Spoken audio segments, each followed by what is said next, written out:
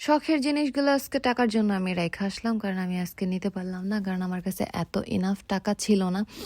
তো আমি যেহেতু নিউ ইয়র্কে পার্মানেন্টলি থাকি আর এখন পার্মানেন্টলি থাকার চিন্তা ভাবনা করতেছি যে এখানেই থাকবো, তো এই জন্য চিন্তা করতেছি যে একটু একটু করে আমার সংসারটা আমি সুন্দর করে গোছাই। আমার একার সংসার আর আমার পক্ষে সম্ভব না একসাথে সব ফার্নিচার টার্নিচার সব কিছু কেনার, কারণ এত বেশি টাকাও আমার কাছে নাই।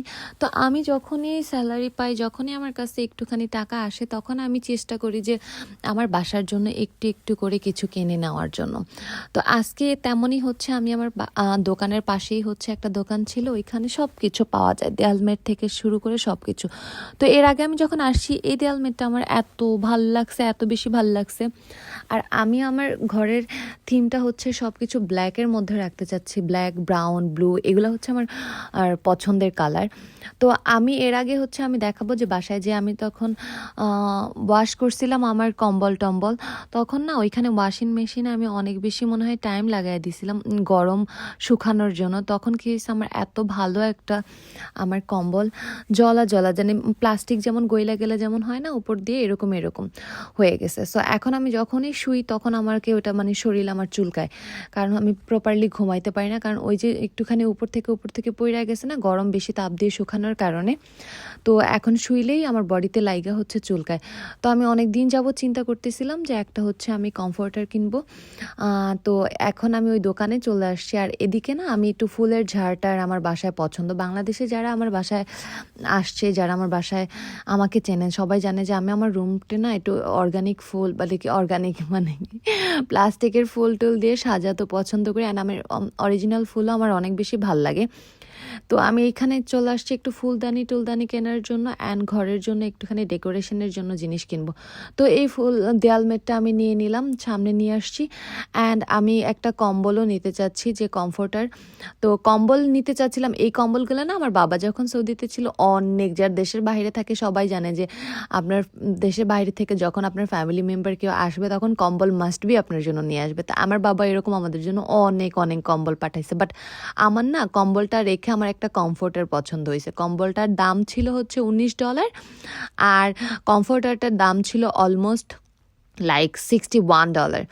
তো আমি যখন আমার শখ পূরণের মানে বিষয় আসে, মানে টপিক আসে, তখন আমি না টাকার দিকে তাকাই না। তো আমি কি করছি, যে কমফোর্টারটাই নিয়ে নিছি। কারণ হচ্ছে কি, বারবার আমি দেখতেছিলাম যে না নিব, সবাই আমাকে বলতেছিল যে না অনামিকা তুই কম্বলটাই নে, কম্বলটা মাত্র $20।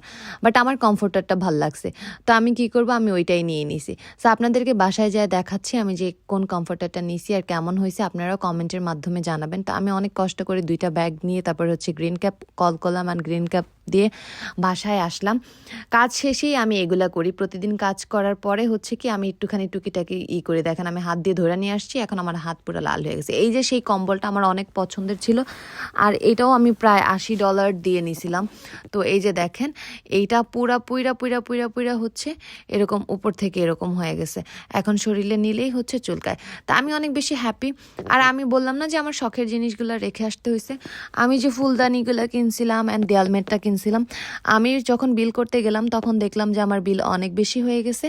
তো আমার কাছে এনাফ টাকা ছিল না, এই জন্য হচ্ছে আমার ওগুলা সব কিছু রেখে আসতে হয়েছে। জাস্ট কমফোর্টার, 2টা কমফোর্টার কিনছি, তো এইটাই নিয়ে আসতে হয়েছে। তো এগুলা হচ্ছে আমি নেক্সট টাইম যখন আবার টাকা পাবো তখন ইনশাল্লাহ আমি কিনে নিয়ে আসবো, কারণ একসাথে এখন আমার সম্ভব ছিল না এতগুলা জিনিস কেনার। কারণ হচ্ছে কমফোর্টারটাই আমি অনেক দামি চুজ করে ফেলছিলাম, $60-62 মতো আসছে, ট্যাক্স সহ আই থিঙ্ক সো 65-62 মতো আসছে। তো এই যে এখন দেখেন, এটা এত সুন্দর, এখানে না পিলো দিছে আমাকে, ছোট ছোট 2টা পিলো দিছে। আমার এগুলো দেখে আমার অনেক বেশি ভালো লাগতেছিল, আর স্টিকারগুলো আমি এগুলো খুলে নিতেছিলাম, কারণ শুইলে এগুলো মুখে লাগলে না কেমন যেন লাগবে। তো এই যে সেই কমফোর্টার আমার পছন্দের। আর এই যে আরেকটা ছোট্ট একটা পিলো, যদি এটা হার্ড ছিল, আমার বাসায় না আমার বেডটা হচ্ছে সিঙ্গেল বেড।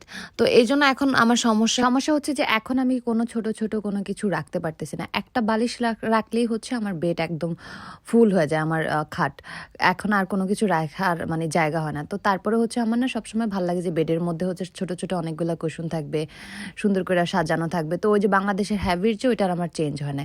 তো এখানে না ওরা কমফোর্টারের সাথে অনেক কিছু দিছে, মানে 6 পিসের সেট ছিল।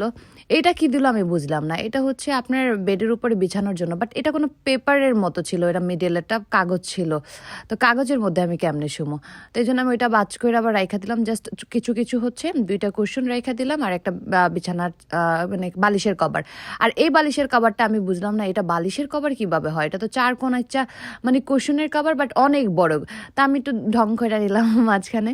তো যাই হোক, আমার অনেক বেশি ভালো লাগতেছে যে আমি অ্যাটলিস্ট ছোট ছোট করে একটু একটু করে হচ্ছে আমার সব সংসারগুলো গুছাচ্ছি। আর আপনারা যারা আমার ভিডিওগুলো দেখেন, যদি আপনাদের আমার ভিডিওগুলো ভালো লাগে, অবশ্যই আপনারা আমাকে কমেন্ট করে জানাবেন। অ্যান্ড এত এত আপুরা কমেন্ট করে, এত ভাইয়ারা কমেন্ট করে, আপনার ভিডিওগুলো ভালো লাগে। থ্যাংক ইউ সো মাচ এত সুন্দর সুন্দর কমেন্ট করার জন্য। তো আল্লাহ হাফেজ এভরিওয়ান, সবাই আমার জন্য দোয়া করবেন, আমার ফ্যামিলির জন্য দোয়া করবেন।